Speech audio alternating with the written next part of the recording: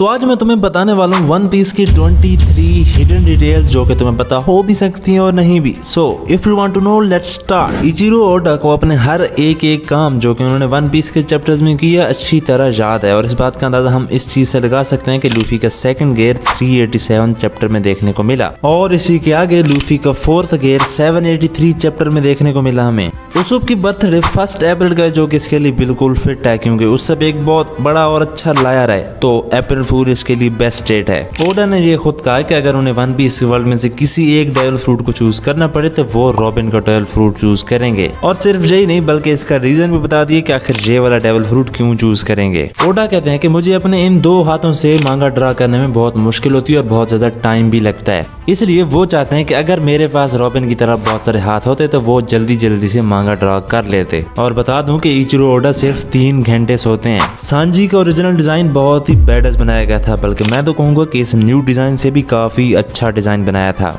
हाथों में गन्स, काले बाल और इस सूट के साथ काफी बैडएस दिखाया गया। ओडा ने 2007 में ये कहा था कि वो वन पीस को खत्म करने का सोच रहे हैं और सिर्फ यही नहीं बल्कि ये भी बता दिया था कि कब खत्म होगा। उन्होंने कहा था कि मैं आगे जाके किसी एक कैरेक्टर को आई पैच के साथ बनाने वाला हूँ और अगर किसी फैन को ये दिख गया तो मतलब वन पीस का एंड बहुत ही करीब है। हमारे नेवी के एडमिरल इंस्पायर्ड हैं जापान के रियल एक्टर से, जिनमें किजारू तनाका से, आओकी यासाकु मात्सुदा से, अकाइनो सुगुवारा से। तुम्हें पता है कि वन पीस में जिम्बे को बहुत आगे जाके इंट्रोड्यूस करवाया जाता है, लेकिन असल में अगर तुम्हें याद हो तो चैप्टर 69 में ही इस कैरेक्टर को इंट्रोड्यूस करवा दिया था इन्होंने। वन पीस का GOATed character gold D Roger की एग्जीक्यूशन में इसकी मूंछें इस तरह थी और आगे जाके जब इनका पास दिखाते हैं और उस वक्त एनिमेशन भी अच्छी होती है तो मूंछें कुछ इस तरह थी। यहाँ पे मैं तुम्हें मूंछों का डिफरेंस नहीं बता रहा बल्कि ये बता रहा हूँ कि ओडा ने पहले रॉजर की इन मूंछों को नाक के बाल बनाने का सोचा था। शुक्र है इस आइडिया को इसने ड्रॉप कर दिया। काकू जो कि पहली दफा जोरो को उस सब लगा था क्योंकि उसकी नाक भी उस सब की तरह लंबी थी, लेकिन बता दूं कि इतनी लंबी नहीं है जितनी उस सब की है।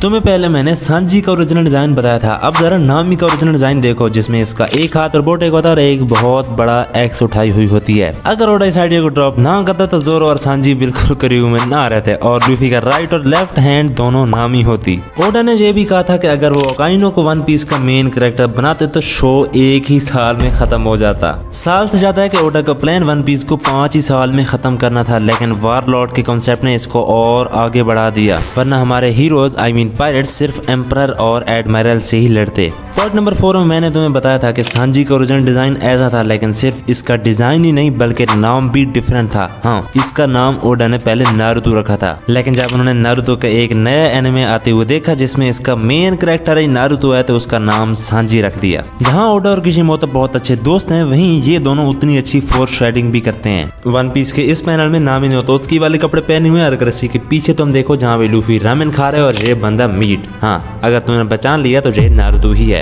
ये तो कुछ नहीं था, लेकिन जो मैं तुम्हें अभी बताने वाला हूँ वो सबसे बढ़िया पॉइंट है। जोरो द किंग ऑफ हेल पहले बगी पायरेट के क्रू का हिस्सा था, हाँ, एज अ बॉडीगार्ड। अगर ओडा इसको चेंज ना करते तो वन पीस श्योरली किसी एक अलग ही डायमेंशन में होता है और ना ही हमें वो लेजेंडरी फाइट जोरो वीएस किंग देखने को मिलती। क्या तुम्हें पता है कि वन पीस में कहीं न कहीं ओडा ने अपना नाम छुपा के रखा हुआ होता है और बहुत सारी जगह ऐसी भी हैं जहाँ पे नाम सामने लिखा हुआ था लेकिन हमारी नजर वहाँ पे नहीं जाती, जैसा कि जहाँ पे इस मिरर पे और इन बुक्स में। वाटर 7 में स्ट्रॉ हैट को एक और क्रू मेंबर की जरूरत होती है तो लूफी भी अपना सजेशन देता है एक तस्वीर बनाकर जिसमें उसने फ्रंकी को बना दिया था और मिला भी वही उनको। अगर इस ड्राइंग में देखो तो फ्रंकी के नीले बाल, बड़े हाथ और नाक एग्जैक्ट फ्रंकी ही की तरह है। मैरिनफोर्ड में हमारे लेजेंड व्हाइट बर्ड की मूंछ आधी कट जाती है क्योंकि अकाइनो ने अटैक किया था, लेकिन मांगा में इससे भी काफी बुरा हुआ था। मांगा में अकाइनो के अटैक से व्हाइट बर्ड का आधा मुंह जख्मी हो जाता है। शुक्र है कि एनिमेटर ने इस जैसे सीन को नहीं दिखाया।